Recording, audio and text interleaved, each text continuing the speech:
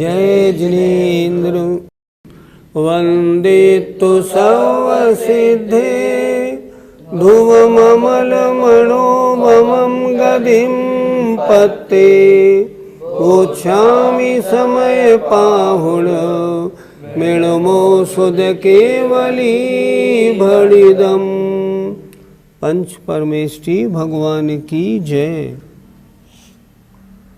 आचार्य कहते हैं जब कर्म के उदय से जीवों को सुख दुख होता है और एक जीव दूसरे जीव को साता असाता दे नहीं सकता, तो किसने तुझे दुखी किया, किसने तुझे सुखी किया, ये धारणा कैसी है।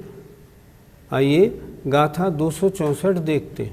आउदयेण जीवदी जीवो एवं भणन्ति सवर्णो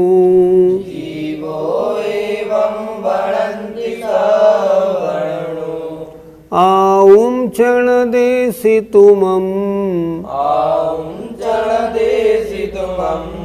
कहं तये जीवितं कदं ते सिं।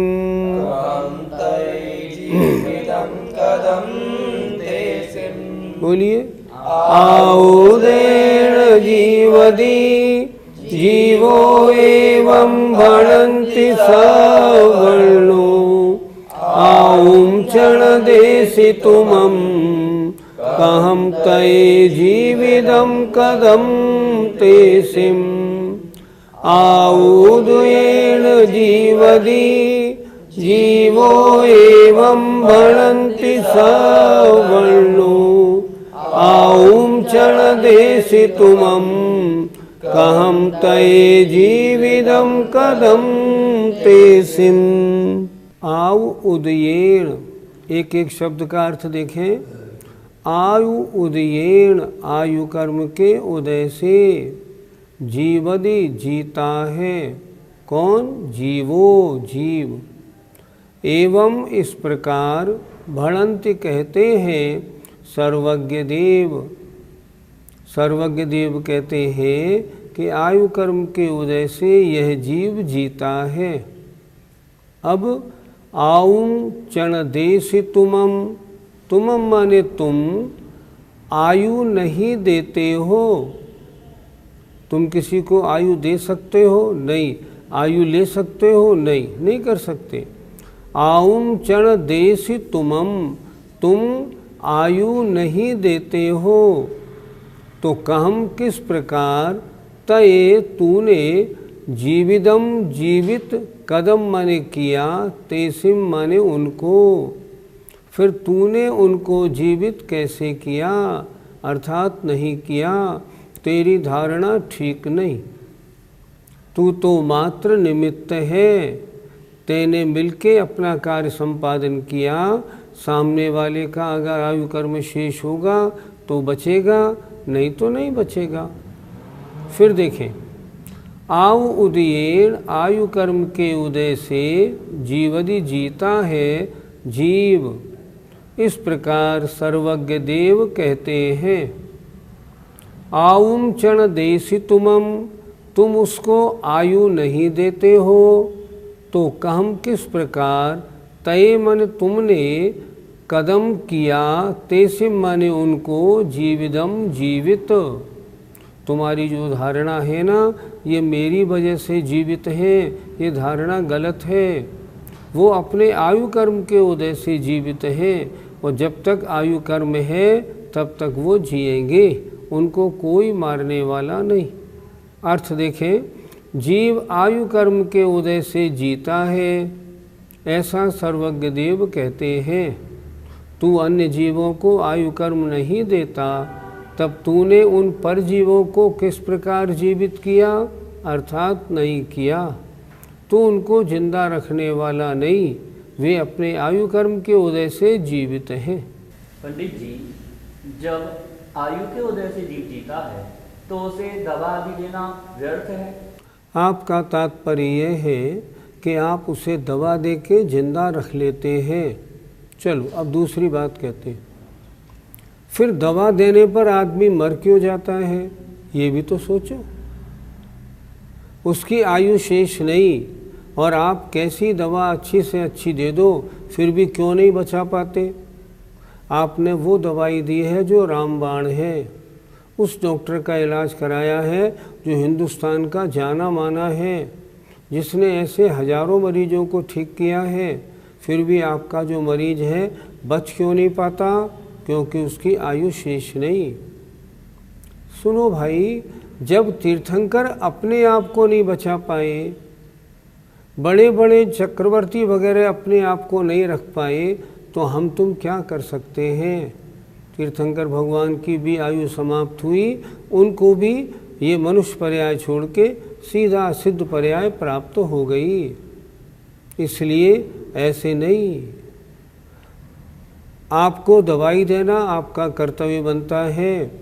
आप दवाई दीजिए, अगर उसकी आयु शेष होगी, साता वेदनी का उदय होगा, आपकी दवाई फ़ायदा करेगी और वो बचेंगे। और अगर उनके असाता वेदनी का तीव्र उदय है, आप कैसी दवाई दे देना, फिर भी उनका अकाल मरण हो जाएगा। इसलिए अपना जो व्यर्थ का घमंड है, मैंने इसको बचा लिया, नहीं तो ये मर जाता। लोग कहते हैं इन बच्चों को मैं पाल पोस के बड़ा करता हूँ, अगर मैं मान लो साधु बन जाता तो ये सब भूखे मर जाते। नहीं, बिल्कुल गलत धारणा। सब अपने अपने कर्म के उदय से जिंदा हैं, अपने कर्म के उदय से आश्रय पाते हैं। उनका स्वास्थ्य, उनकी बीमारी अपने अपने कर्म के उदय से होती है। माता पिता उन बच्चों के लिए निमित्त मात्र हैं, इससे ज़्यादा नहीं, ये सत्य है। पंडित जी, यदि किसी जीव को अत्यंत दुखी देखें तो हमें क्या करना चाहिए? हमको करुणा से पूरित होकर मैं इसको कैसे बचा सकता हूँ, उसका जैसे बचे वैसे उसका इलाज कराना चाहिए, उसके दुख को दूर करने का प्रयत्न करना चाहिए।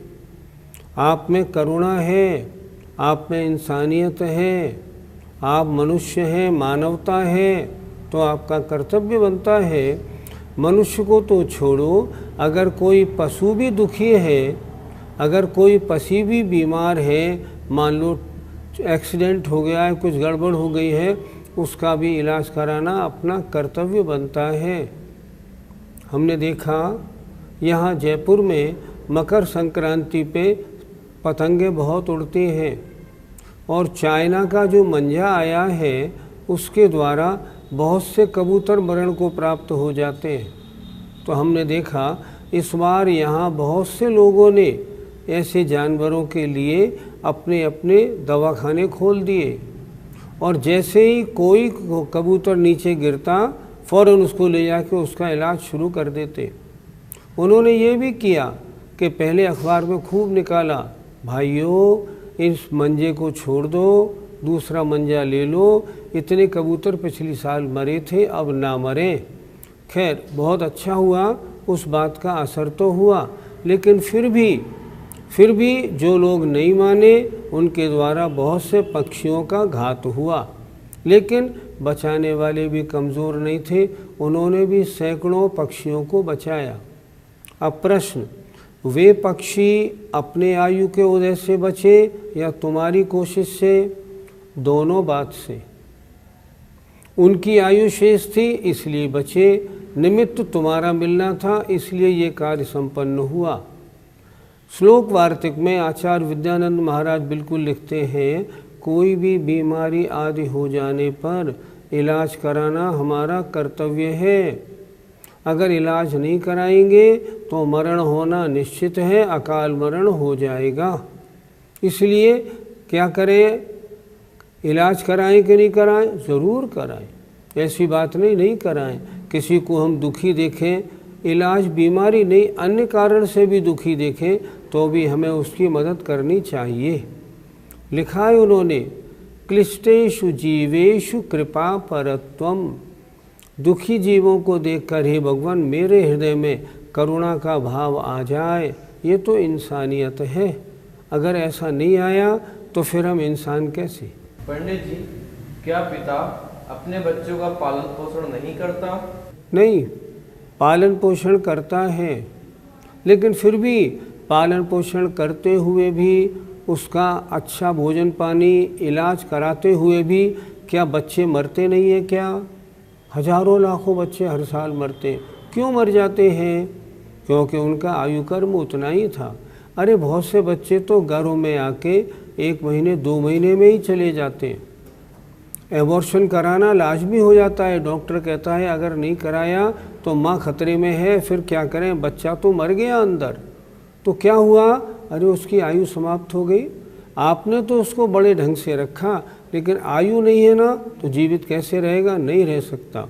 इसलिए जीवित कैसे रहता है? आयु कर्म के उदय से रहता है। धारणा ये बनानी है, हम किसी को आयु कर्म नहीं दे सकते, जीवित नहीं रख सकते, लेकिन हाँ शायद हमारे प्रयत्न से इसका अकाल मरण ना हो, वो भी हमारा प्रयत्न और उसके शुभ कर्म का उदय है, तो अन्यथा जो होना है वो होगा। गाथा 264 का पद्यानुवाद देखें। हे आयु के उदय पा जग जीव जीता, ऐसा कहे जिन जिने मद ने न जीता। तू जीव में यद्यपि आयु न डाल देता, कैसा उसे तदपि जीवित पाल लेता। सारा संसार आयु के उदय से जीता है, ऐसा जनेंद्र भगवान ने कहा है। तू किसी में आयु डालता नहीं, डाल सकता नहीं, इसलिए उसे जीवित रखना का कैसे वायदा, क्या बात करता है? अर्थात तू कहता है मैंने जीवित रखता हूँ, ये बात गलत है। आइए गाथा नंबर 265 देखते हैं। जो अपना दुमल दी, जो अपना दुमल दी, दुखिद सुहिदे करे मिसतेती। दुखिद सुहिदे करे मिसतेती। सो मूढ़ो अण्णानी,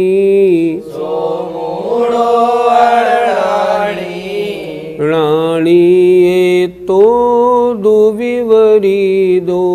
रानी ये तो दुविवरी दो। बोलिए। जो अपना दुमल दी, दुखिद सुविदे करे मिसतेती। सो मूढ़ो रानी, रानी ये तो दुविवरी दो। जो अपना दुमल दी, दुखिद सुविदे करे मिसतेती। सो मूढ़ो रानी, रानी ये तो दुविवरी दो। जो अपना, एक एक शब्द का अर्थ समझिए। प्राकृत है, थोड़ी कड़ी तो होती है, लेकिन अब तो आपको अभ्यास हो गया होगा पढ़ते पढ़ते। आए देखते। जो अपना, जो अपने द्वारा, मरणदी ऐसा मानता है, दुखित सुहृदे दुखी और सुखी, करेम करता हूँ, सत्येति पर जीवों को, मैं पर जीवों को दुखी और सुखी करता हूँ। देखो मैंने उसको दुखी कर दिया, मैंने उसको सुखी कर दिया। सो मूढ़ो अण्णानी, वह मोही और अज्ञानी है, मूढ़ है, अज्ञानी है।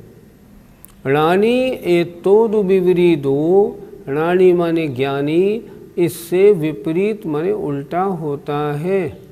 अर्थात वो कहता है मैं किसी को दुखी और सुखी नहीं कर सकता, मेरे अंदर जो करुणा भाव है मैं तो उसके अनुसार अपना कर्तव्य पालन करता हूँ।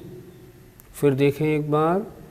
जो अपना, जो अपने द्वारा मरणदि ऐसा मानता है कि दुखित सुहृदे दुखी और सुखी करे भी करता हूँ सत्येति पर जीवों को।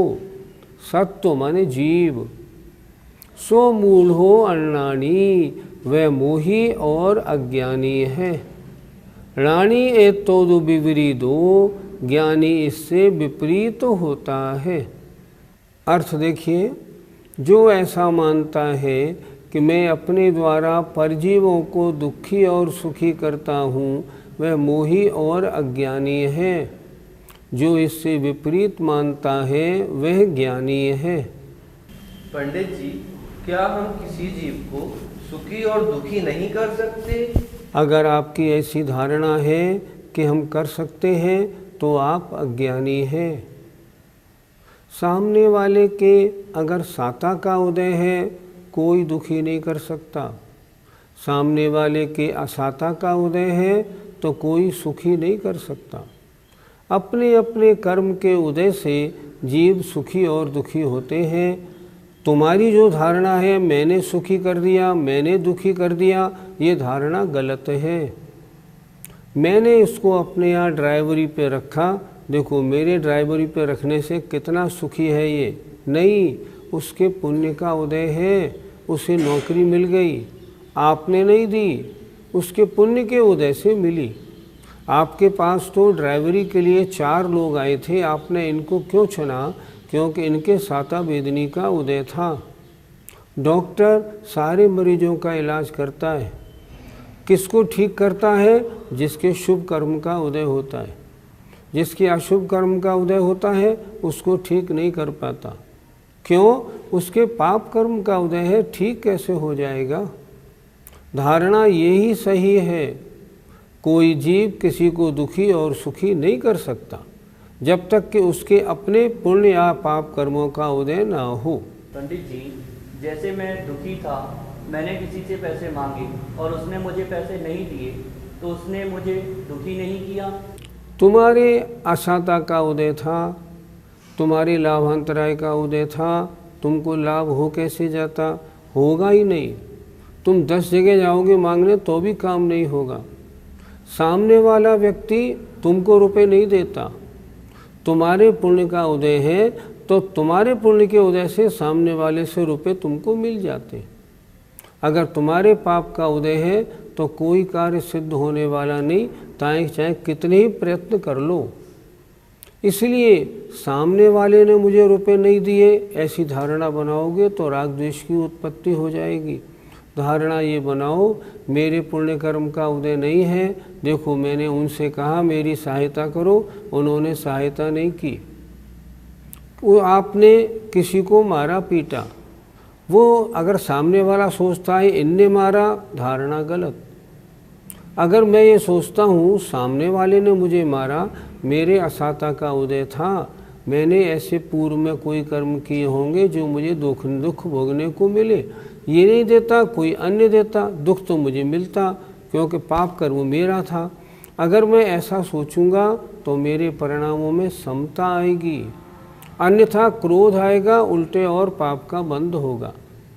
वास्तविकता क्या है? वास्तविकता ये है अगर तेरे पाप कर्म का उदय नहीं है तो तुझे कोई दुखी नहीं कर सकता। पंडित जी, क्या व्यंतरदेव हमें दुखी नहीं कर सकते? शास्त्रों में ऐसे 50 कथाएं हमने पढ़ी हैं। उन्होंने विद्या भेजी, वहाँ जाओ उसको मार के लाओ, विद्या वापस आ गई, वह पुण्यशाली है, उसको हम नहीं मार सकते। उसने दोबारा नाराज होकर कहा मुझे नहीं मालूम, ये काम मेरा करके आओ, तो वो उसकी बेटी का ही सिर काट के ले आया। ऐसी कथाएं शास्त्रों में हैं, धर्म परीक्षा ग्रंथ पढ़ लीजिए। इससे ये बात निश्चित है अगर आपके पुण्य का उदय है आपको कोई दुखी नहीं कर सकता। व्यंतर देव आदि उसी को परेशान करते हैं जिनके असाता वेदनी का उदय हो और पूर्व में उनका कोई बैर भाव हो, अन्यथा नहीं। अगर आपके पाप का उदय नहीं है, व्यंतर नहीं, कोई भी आपको दुखी नहीं कर सकता।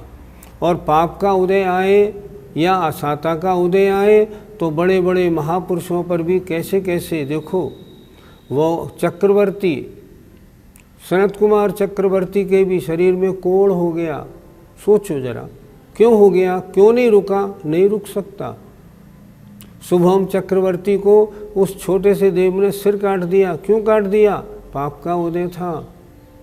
बड़े बड़े राजे महाराजाओं पे उपसर्ग की कथाएं आती हैं, इन पर उपसर्ग कैसे हो गया? पाप का उदय था। तो ये सब क्यों आया? कर्म के उदय से हुआ। अगर कर्म का उदय है, कोई बचाने वाला नहीं, और कर्म का उदय नहीं है तो कोई मारने वाला नहीं। श्रद्धान मजबूत बनाइए।